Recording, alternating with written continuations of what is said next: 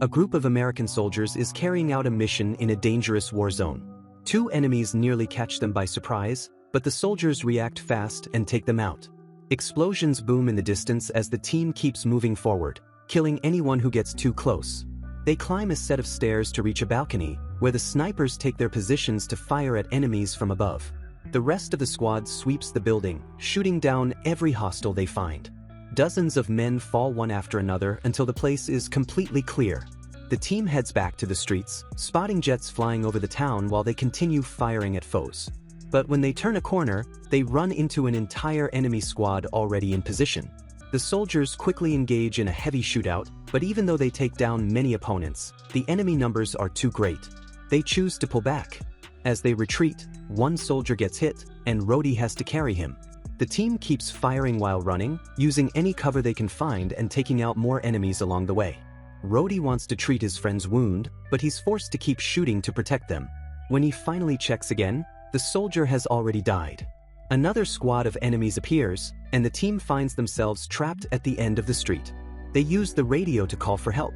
Suddenly, the sky goes dark and a red glow appears through the thick clouds. Both sides stare in shock as the light reveals a strange machine that fires a single beam, instantly wiping out the entire enemy squad. The light then turns white and charges for a few seconds before unleashing a huge surge of electricity. The lightning strikes the American soldiers, pulling them into the machine, where an alien restrains them and begins strange experiments. The soldiers see quick flashes of their past lives during their final battle before blacking out. Later, they wake up frozen inside a strange chamber. The machine suddenly powers down, and they are thrown out, coughing up liquid from their lungs. Jax realizes it's stasis resin, which should dissolve quickly, though he doesn't understand how he knows that. The team has no idea where they are and first thinks maybe the Russians or the Chinese captured them, but the writing on the machines clearly isn't from Earth. Reyes finds a metal plaque with their names and unit numbers, but he also can't explain how he knows what it says. All their weapons are fully loaded, and the last thing they remember is the firefight on the street, followed by the lightning strike. Leader Kelly tells them they need to move before whoever took them comes back. At the end of the hallway, there's a large round door, but pressing the button doesn't open it. The soldiers join forces to push it open by hand. They take another hallway and come to a second door that's been bent out of its frame. Rhodey spots a vent on the wall and sends Reyes to check it out. With a flashlight in his mouth, Reyes crawls through the vent and finds several paths, choosing the one with some light ahead. He eventually reaches another hatch and comes out on the other side of the damaged door. After updating the team, they follow him through the vent. From this side, they can see deep burn marks and dents, as if someone tried desperately to break in. The place feels like a maze, and Nash guesses they might be in a secret underwater prison. Suddenly, strange noises echo through the halls, so they press on. In the next corridor, they find a blood trail on the floor and a wall clamp showing a power failure. This means the place is shutting down, which could be why the machine turned off and let them out. The next room is filled with thick fog near the floor. A drop of blood lands on Ria's face, and when he looks up, he sees bodies hanging upside down with their heads missing. Kelly leads Gibbs and Reyes into the next room, where another mutilated body hangs above a strange table. A woman in handcuffs, named Robbie, lies there unconscious, but she wakes up speaking another language. The soldiers pull a lever to free her. Right then, a huge alien appears in front of Gibbs and slashes him with massive claws before throwing him across the room. In the other room, Nash finds a strange weapon. Hearing the fight, he and the others rush in with guns blazing, but regular bullets barely dent the alien's armor. The creature knocks all three soldiers down with single hits. When Kelly tries to fire, the alien disarms him instantly and grabs him by the neck, staring for a moment before tossing him aside. As it goes for Jax, Nash hands the alien weapon to Rhodey, who figures out how to fire it and blasts the creature to the ground. Thinking it's dead, they move in, but the alien suddenly roars back to life. Before it can strike, Robbie steps forward and finishes it off with precise shots. She says something none of them understand before walking away. Realizing Gibbs is dead, the group follows her. In the next hall, Kelly shocks Robbie by speaking her language. Another alien appears, and Kelly opens fire, ordering the others to run. The alien uses a laser weapon, hitting Robbie. Soon, more creatures arrive and start firing too. The men grab Robbie and sprint down the hallway. A running gunfight breaks out, with both sides shooting constantly. The soldiers duck into another corridor, and when Robbie spots a chance, she pulls a lever to shut the door. Kelly jams his knife between the door and frame, then tells Jax to go with Robbie to find an exit. The aliens begin slamming against the door, and the soldiers step back, knowing it won't hold much longer. Jax and Robbie spot a hole full of cables and crawl through it until they reach a vent. Reyes tells the rest to follow them while he stays behind to distract the attackers. When the door finally bursts open, Reyes shoots the first alien, knocking it down and making the door shut again. But all the creatures force their way inside and rush toward him. Reyes sprints to the hole as well, but when he reaches the vent, one alien grabs his leg and drags him back out. Another creature peers inside, and Rhodey quickly blows its head off. The team eventually finds a way out by pushing aside metal beams and stepping into another room. After hearing Reyes didn't make it, Nash panics, shouting about meeting real aliens. Kelly calms him down before asking Rhodey how he knew how to fire the alien weapon, but Rhodey has no idea. Jax tries to treat Robbie's injury, but she insists she's fine. Kelly translates her words and realizes she's speaking Russian, though he doesn't know how he understands it. When he asks her questions, she calls them sleepers and confirms the creatures are aliens. Robbie then reveals they're on a spaceship and, switching to English, tells them they need to reach a safe area. Nash keeps panicking until Rhodey threatens him to stay quiet. Robbie cuts in, reminding them they have to keep moving. Meanwhile, the aliens mutilate Reyes and use a strange device to scan his memories, learning everything the soldiers know. Following the information they find, the scarred alien leader reaches the bent door and activates something on its gauntlet.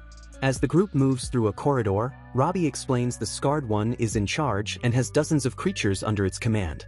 She also points out the motion sensors on the walls and says the leader's goal is to find food. In the next room, they step onto a bridge hanging over a massive abyss, surrounded by thousands of glowing points. Jax looks closer and sees they aren't lights, they're capsules, each holding a body. Robbie calls them sleepers and urges the team to keep going. They pause in the next hallway so Kelly can change Robbie's bandage. They talk about life before the war, and Kelly mentions being a divorced father. Nash starts wondering if the creatures might be demons instead of aliens and if this could be the biblical rapture. A few minutes later, they come across a hangar full of containers. Robbie explains these are filled with things the aliens have taken from Earth. Rhodey finds it odd they haven't been attacked yet and guesses the creatures are moving ahead to trap them. Kelly agrees and says they'll make a stand, ignoring Robbie when she warns against it. Jax offers to be the bait, walking into the hallway and singing loudly. The aliens track his voice, and he quickly opens fire. After firing a few shots to hold their attention, he takes off running. The aliens chase after Jax, firing their laser weapons non-stop. Jax occasionally turns back to shoot at them, not doing much damage but keeping them angry enough to follow. He finally reaches the hangar, taunting them to keep coming his way.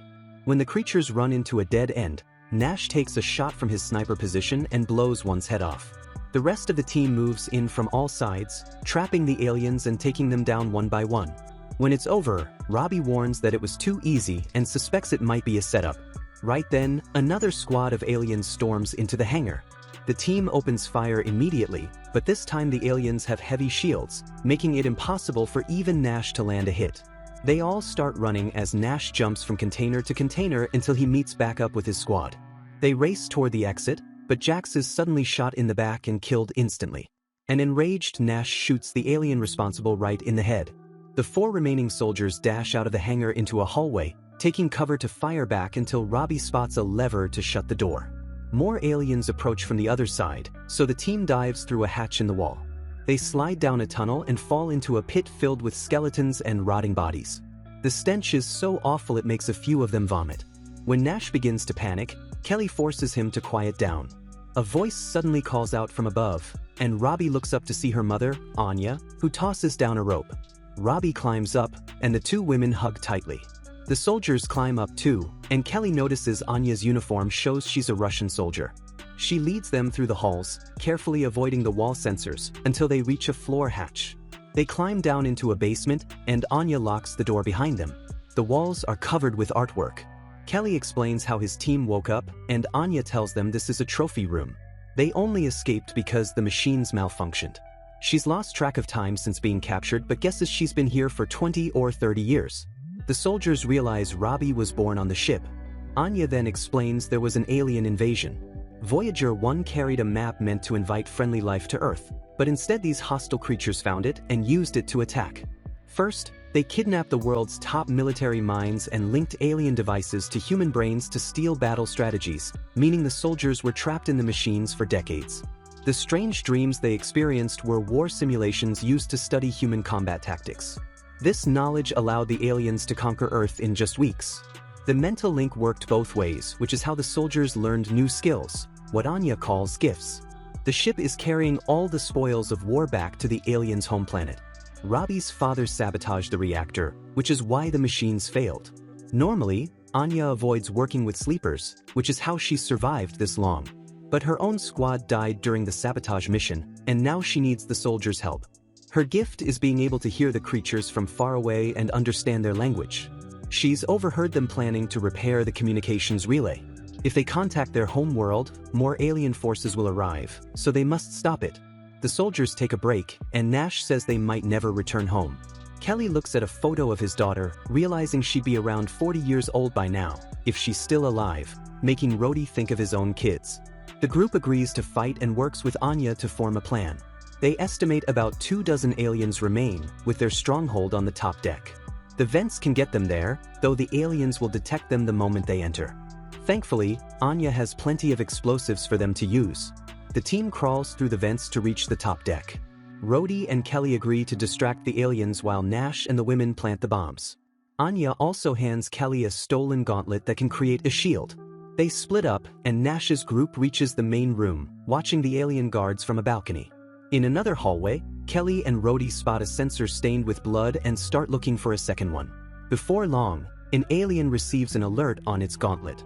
Kelly even shoots the sensor to draw their attention. The guards in the main room get called away, giving Nash's team the chance to move in. While Nash keeps watch, the women set the explosives. Kelly and Rhodey hide when they hear guards returning, then ambush them from behind. More enemies arrive firing, so Kelly activates the shield, letting them keep up the fight. One alien grabs another to use as cover and charges forward, forcing Kelly and Rhodey to retreat. They duck into another hallway, and the firefight continues. One alien checks its gauntlet and sends half the squad elsewhere. In the main room, Anya hears the enemies coming. Kelly and Rhodey call to warn them while still under fire, but there's no escape route for the others. When Kelly gets through the doorway, Rhodey shuts it and orders him to rescue the rest while he holds the aliens off. Rhodey unloads his laser gun until it's empty, switches to his regular weapon, and rushes one alien who lifts him despite the shield. The creature slams him into the wall and stares at his face. Rhodey uses that moment to drop 2 grenades, causing a huge blast that kills him and all the aliens nearby. The other half of the enemy squad reaches the main room, and the humans fight hard, dropping several. But more shielded aliens arrive. Anya tells Robbie to go and asks Nash to protect her. A much larger alien enters and shoots Anya. Robbie screams for her mother, and Nash drags her away as Anya pulls out the detonator.